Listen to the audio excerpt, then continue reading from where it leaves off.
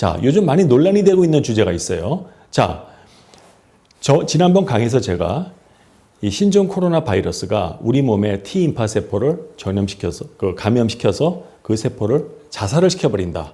굉장히 무서운 내용이죠. 그렇다면 이건 에이즈하고 비슷하지 않느냐. 그런데 여러분들 혹시 그 기사 읽어보셨는지 모르겠네요. 예전에 인도에 있는 어떤 과학자들이 그 리서치 게이트라고 그거 뭐냐면 이제 피어 리뷰드 저널은 아니고 이제 미리 이렇게 올리는 게 있어요. 거기에 올렸다가 그냥 완전히 그냥 난타를 당하고 자진 철회한 그 논문 아시죠? 자, 에이즈의 유전자가 코로나 바이러스에서 발견이 됐다. 그래서 이분들 주장은 이게 아마 실험실에서 만든 게 아니냐. 그런 내용이니까 이게 굉장히 정치적으로 민감하잖아요. 그래서 완전히 철회가 됐단 말이에요. 인도 같은 경우는 중국하고 관계가 중요하기 때문에 굉장히 말조심해야 되거든요. 이게 아무리 봐도 이게 에이즈 바이러스와 유사한 특성이 있는 것 같고 이게 정말 사람이 만든 게 맞냐. 왜 그런 소문들이 이렇게 돌고 있느냐. 그 근거가 뭐냐. 제가 예전에 2015년도에 이미 예견된 바이러스 그걸 또 제가 그때 올렸을 때 사람들이 야 그러면 이거 사고가 나서 유출된 게 아니냐 뭐 그런 얘기들이 많았잖아요. 그래서 제가 사실 이런 주제는 너무 민감하기 때문에 웬만하면 안 하려고 했는데 많은 분들이 이거에 대한 질문을 해주셨고 지금 자꾸 막 음모론 어떤 스토리 메이킹을 하시더라고요. 사람들이 막 거기다 이야기를 막 지어내는데 제가 그냥 그걸 보다가 너무 답답해서 그냥 가르쳐 드릴게요. 왜 그러한 소문이 퍼지게 됐고 그 정말 근거가 있는가. 오늘도 역시 또 논문 리뷰를 해보겠습니다. 이번에 이 논문은 이 저널이 뭐냐 엔티바이럴 리서치라고 하는 그런 학술지가 있습니다. 캐나다 쿼벡에 있는 이제 학자들이 이거에 대한 이제 논문이 있는데 그 제목이 뭐냐 스파이크 글라이코프로틴. 자, 코로나 바이러스에 보면 이 스파이크 단백질이 있다고 그랬죠. 이게 굉장히 중요하다. 신종 코로나 바이러스가 그 구형에 비해서 뭐가 차이가 있냐? 바로 이 돌연변이가 여기 스파이크 프로틴에서 많이 일어났거든. 이것 때문에 전염력이 커진 거고, 이것 때문에 이 바이러스가 T세포까지 공격하게 된 거죠. 이 유전체를, 그러니까 유전자라고 해서 그 전체 다 분석한 건 아니고 그 스파이크 프로틴에 있는 유전자 염기 서열을 갖다 분석을 해보니까 놀랍게도 퓨린-like 클리비지 사이트가 있더라. 이게 전에 구형 그 박쥐에서 발견된 코로나에는 없는 새로운 클리비지 사이트가 뭐냐? 자, 여러분, 퓨린이 뭡니까? 퓨린 하니까 갑자기 무슨 그 염기, 아데닌, 이런 거 아니고, 여기서 말하는 퓨린은, 자, 이건 F로 시작하죠. P가 아닙니다. 이건 F-U-R-I-N. 퓨린은요, 효소예요, 효소. 세린 프로디에이즈라고 하는 효소인데, 효소가 뭐냐? 효소는 가위거든. 뭔가 자른다는 얘기지. 자, 퓨린이 뭐냐? 효소다. 효소는 가위다. 가위가 뭐냐? 뭔가를 잘라낸다. 그래서 이러한 효소를 보고 프로디에이즈라고 그래. 프로디에이즈. 단백질이 이렇게 가닥이 돼 있잖아. 어딘가를 자른다는 거지. 아무거나 막 다 자르는 게 아니고 그걸 자르려면은 어떤 그 아미노산 특정한 그 서열이 있어요. 그걸 모티프라고 그래. 어떤 패턴이 있거든요. 그 패턴이 보면 가서 얘가 자른다는 거죠. 근데 이게 여기 보면 이제 가위로 이제 돼 있죠. 이게 세린 프로디에이즈라는 거예요. 이게 뭐냐?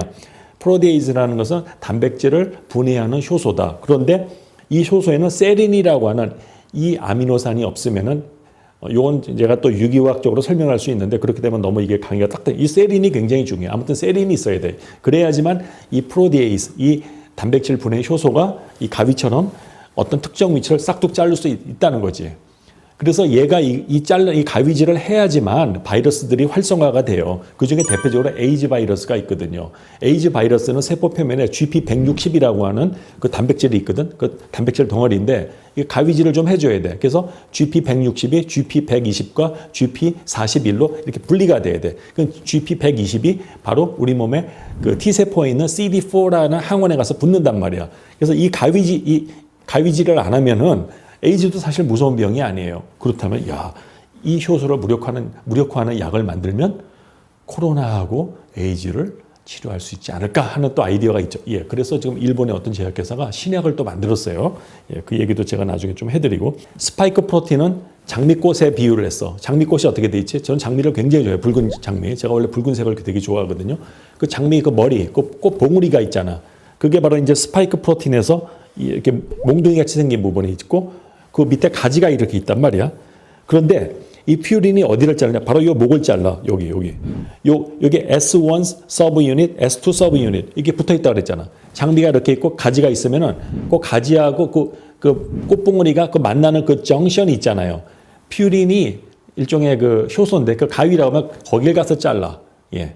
거기에 근데 그걸 자르기 위해서는 거기에 어떤 recognition sequence가 있어요. 이게 뭐냐? 이 효소가 이거 잘라야겠구나 하고 그 신호를 주는 그 시퀀스가 있어야 되는데 그 몇 가지 아미노산 서열이 있거든요. 그게 발견이 된 거예요. 그게 바로 PRRA라고 하는 시퀀스가 발견이 됐어. 이게 뭐냐? 여러분들 아미노산 아시죠? 아미노산 P가 뭐예요? 아미노산의 프롤린, R은 뭐죠? 알기닌. 또 R이 나오네. 알기닌, A가 아데닌. 그러니까는 프롤린, 알기닌, 아데닌 이렇게 있으면은 그 다음번에 있는 알기닌을 잘라버려. 예.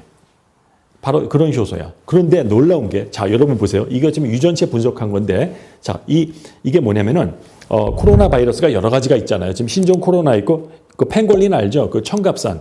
지금까지 인간이 발견한, 그러니까 박쥐에서 예전에 그 박쥐에 있는 그 코로나 바이러스하고 지금 신종 코로나 바이러스가 그냥 유사하다 그랬잖아요. 이 청갑산이라고 하는 동물이 있는데 수산시장에서 이거를 판대요, 진짜로. 근데 거기서 바이러스가 발견이 됐는데 이게 굉장히 유사해요. 아마 지금 신종 코로나 바이러스와 제일 유사한 바이러스가 이 펭골린, 즉 그 청갑산이라고 하는 그 동물에서 발견된 거거든. 자, 펭골린 있죠? 자, 이거 보세요, 여러분. 여기 블랭크잖아. 지금 이게 여기 유전자 서열이 다 일치가 돼. 이렇게 자 보세요. 다 일치가 되는데 이게 뭐야? 이 네 개가 인설션이 된 거야. 삽입이 됐다는 거야. 여러분 생각을 해보세요. 정상적인 그 돌연변이 같으면은 뭐 A, 뭐 G, C, T 이러다가 뭐 G가 뭐 A로 바뀌고 뭐 A, 뭐 G, C 뭐 이렇게 가야 되잖아. 근데 이거는 아예 없는 게 그냥 삽입이 됐다니까. 예? 자 보세요. 여러분 옛날에 생물학 시간에 코돈이라고 배웠어요. 아미노산 한 개를 우리가 만들려면 코돈, 그게 이제 염기 서열 3개, 뭐 A, G, C, 뭐 G, C, C 이런 식으로 해요. 그게 그 염기 서열 3개가 하나의 아미노산에 대응이 되는 거거든요. 그 코돈을 갖다 이제 우리가 봐야 되는데 그러면은 이게 지금 없던 아미노산 4개가 좀 끼워진 거 아니야. 펭골린에는 그게 없다니까. 그러면 뭐가 되지? 3 곱하기 4를 하면은 12개의 베이스가 지금 삽입이 된 거예요.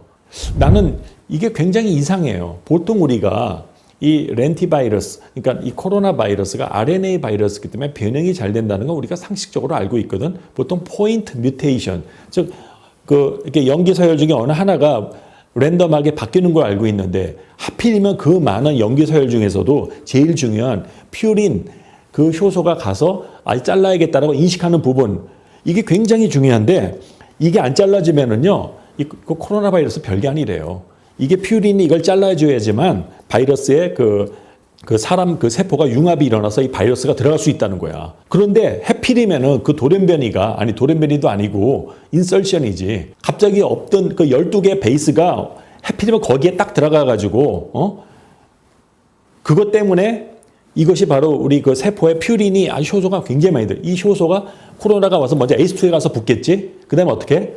가위질을 하는데 이 가위질 보세요. 이 그 꽃봉오리를 딱 잘라버려.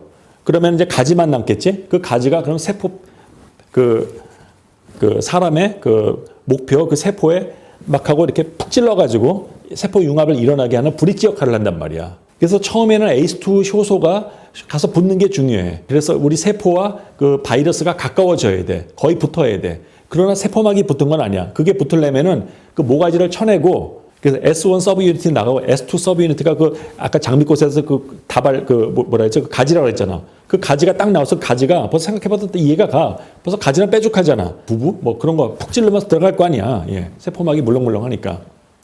지금 제가 좀 무식하게 설명해 하더라도 이해하십시오. 저 여러분들 이해하기 쉽게 하려고 뭐 푹 찔렀다 뭐 물렁물렁하다 이해를 해 주십시오. 제가 원래 이런 무식한 얘기하는 사람이 아닌데 여러분들 어떻게 해서든지 이해하기 쉽게 하기 위해서 그 두부같이 그 물렁물렁한 세포 그걸 갖다가 장미 꽃다발 그 위에 꽃봉오리 자르고 가지를 푹 찔렀다. 예, 그래야지만 바이러스의 그 엠벨로 껍데기하고 그 물렁물렁한 그 사람의 그 세포막이 서로 융합이 된다. 그래야지 바이러스가 세포 안으로 들어간다 이 말이야. 그래서 이 가위질이 중요하다.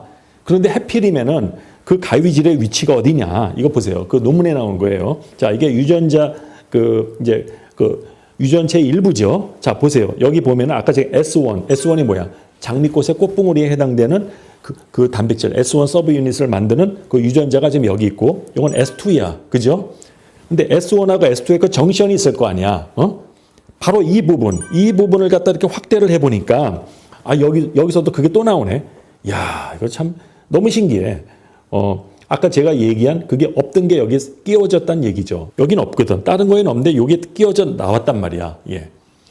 그래서 아니 해필이면은 어떤 포인트 뮤테이션도 아니고 거기에 가서 S1하고 S2 정션에 가가지고 퓨린 가위질 잘 되게 없던 염기가 12개 거의 이게 여기 들어갔단 말이야. 아, 이게 자연적으로 이게 가능한가 말이야. 이게 확률적으로 얼마나, 난 이거 모르겠어요. 이건 진짜, 여러분들은 어떻게 생각하세요? 이게 과연 확률적으로 가능한 일입니까? 난 이게 모르겠어. 이거 제발 누가 좀 설명을 좀 해주세요. 그런데 미국에, 이제 지금 미국이 두 파로 나눠졌는데, 아니다. 이건 자연에서 이런 돌연변이가 생길 수가 있다. 뭐 어떤 분이 뭐 워블 뭐 베이스 페어 뮤테이션이라고 뭐 그런 걸로 설명하는데 나는 그 사람 설명이 그게 난 이해가 좀 안 가요. 솔직히 말해서 논리적으로 들리지가 않고 이게 하필이면 왜 여기에 가가지고 여기도 아니고 딱 그 중간에 가가지고 그 목 부분 거기에 만약에 퓨린이 거기 가위질을 하게 되면은 그때부터 이 코로나 바이러스의 감염력이 100배, 1000배까지 올라가는 거라니까. 이게 왜 하필 여기 생겼냐 이 말이야. 여러분 제가 한 가지 예측을 할까요? 미중 그동안 그 무역전쟁이 있었잖아요. 제가 볼 땐 앞으로 미국과 중국 사이에 바이러스 게이트가 열릴 것 같아요. 즉 외교적인 분쟁이 예상이 된다 이거지. 이것 때문에. 많은 학자들이 조사를 하겠죠. 이게 정말 과연 자연적으로 발생한 돌연변인지 아니면 사람이 실험실에서 만들다 그게 사고로 유출된 것인지 그런 논의가 이어질 것 같고 거기에 대해서 이미 미국 정부가 조사를 저는 시작했다고 보고 있어요. 얼마 전에 CNN에서도 이제 그런 얘기가 나왔는데 저는 이것 때문에 앞으로 세계가 신냉전이 되지 않을까. 이거 굉장히 민감한 주제거든요. 근데 저는 여러분들에게 설명을 해드린 거예요. 왜 사람들이 의심을 하게 됐느냐. 바로 이것 때문에 그렇다. 예. 없던 12개의 베이스가 생겼다는 거예요. 염기가. 그렇게 해서 없던 4개 그 아미노산이 생기면서 그 아미노산이 퓨린 가위질을 당하게 됐다 이 말이지. TMPRSS2라는 게 뭐냐면 그게 일종의 그 퓨린 효소죠. 근데 이게 굉장히 유명해요. 여러분들 앞으로 논문 보면요. TMPRSS2라는 걸 많이 듣게 될 거예요. 이게 ACE2 다음으로 요즘에 또 뜨는 굉장히 중요한 단백질인데 우리 몸의 세포 표면에 있거든. 이게 바로 그 가위질을 해주는 거예요. 가위질. 여기 보이죠? 이게 바로 퓨린 효소라고. 이거를 갖다가 좀 복잡하게 말하면 트랜스 멤브레인. 즉 그 단백질이 그 세포에 이렇게 꽂혀 있다. 그래서 세포막을 관통했다. 그래서 트랜스 멤브레인 프로디에이스 세린, 세린을 갖고 있는 바로 단백질 분해 효소다. 그런데 요즘에 이거를 억제하는 이런 그 약이 또 개발이 됐대요. 일본의 어떤 제약회사가 라파모스테트라는 약이 있는데 이 약이 이 효소를 갖다 억제하게 되면 코로나 바이러스가 ACE2를 공격을 해도 얘가 가위질 안 해주면 세포 안으로 들어가기 어렵다는 거지. 그래서 제가 볼 때는 이게 아주 굉장히 중요한 타깃이 될 것 같아요. 그래서 요즘에 신약 재창출한다고 그러잖아요. 뭐 말라리아 약도 있고 뭐 무슨 항생제도 있고 여러 가지 지금 약들이 지금 후보 물질들이 있는데 아마 이거를 건드리는 그런 약이 있다면은 그게 아마 분명히 코로나 바이러스의 예방이나 치료에 도움이 되지 않을까. 저는 그런 생각을 한다는 거죠. 그래서 오늘 여러분들 제 강의를 듣고 나서 여러분들의 지식은 또 다른 차원으로 올라간 거죠. 청갑산에서 발견된 그 바이러스에도 없는 12개의 베이스 페어가 왜 하필이면 S1, S2 그 정션에 가서 딱 생겼냔 말이야. 이게 과연 자연적으로 일어날 확률이 몇 프로가 되는지 현명하신 독자 여러분들이 스스로 생각해 보세요. 저는 여기서 절대 이게 사람이 만들었다고 얘기하지는 않았습니다. 의심이 간다는 거지. 의심을 받을 만한 이런 부분들이 있기 때문에 음모론 물론 하시는 분들도 있지만 정말 그럴 만한 과학적 근거도 있는 것 같아요. 이거에 대해서는 대중들의 그런 여러 가지 그 궁금증을 떠나서 이게 앞으로 외교 문제로 비화될 수 있기 때문에 이거에 대해서 CDC와 정부 그런 연구기관에서 분명한 답을 내려주셔야 됩니다. 예. 이거 분명히 제가 볼 때는 국제적인 이건 외교 분쟁으로까지 갈 수가 있고 앞으로 이것 때문에 미국과 중국 간의 제2라운드는 무역 전쟁이 아니고 바이러스 전쟁이 될 것 같아요. 제가 볼 때는. 그런 강대국들이 서로 협력을 해서 공동 이익을 추구해서 평화롭게 지내야 되는데 이런 불미스러운 이런 사건들 때문에 서로 의심하게 되고 싸우게 된다면 전 세계가 가뜩이나 지금 전 세계 세계 공황을 향해서 가고 있는데 앞으로 세계가 어떻게 되겠는가. 저는 정말 평화를 사랑하는 사람이고 저는 절대 어떤 국가를 비하하거나 그런 사람, 저는 모든 사람들을 존중합니다. 저는 모든 나라 다 좋아해요. 모든 다 훌륭한 상대방이 전 좋은 점만 보기 때문에. 근데 굉장히 저는 걱정이 돼. 이것이 굉장히 민감한 주제다. 하지만 민감하다고 제가 옛날에 그 코로나 바이러스 하다 노란 딱지 붙었잖아요. 근데 이런 게 노란 딱지로 해결될 문제가 아니고 사람들은 궁금해 하거든. 이거에 대해서 권위 있는 과학기관에서 예스면 예스고 노면 노다 분명하게 그래 이건 자연 돌연변이다. 이건 절대로 이거는 사람이 만든 게 아니다. 라고 분명하게 이거를 제시를 해줘야 되는데 그러지가 않고 어떤 학자는 이거 만들어졌다고 그러고 또 어떤 사람은 절대 그럴 리 없다고 그러고 근데 다 쟁쟁한 분들이거든요. 그러면 대중들은 누구 말을 믿어야 돼? 여러분들은 어떤 게 답인 것 같아요? 너무 신기하지 않아요? 예, 제가 오늘 여러분들에게 오늘 그 제시한 이런 데이터들은 제가 전부 링크를 달아두니까 여러분들께서 한번 읽어보시고요.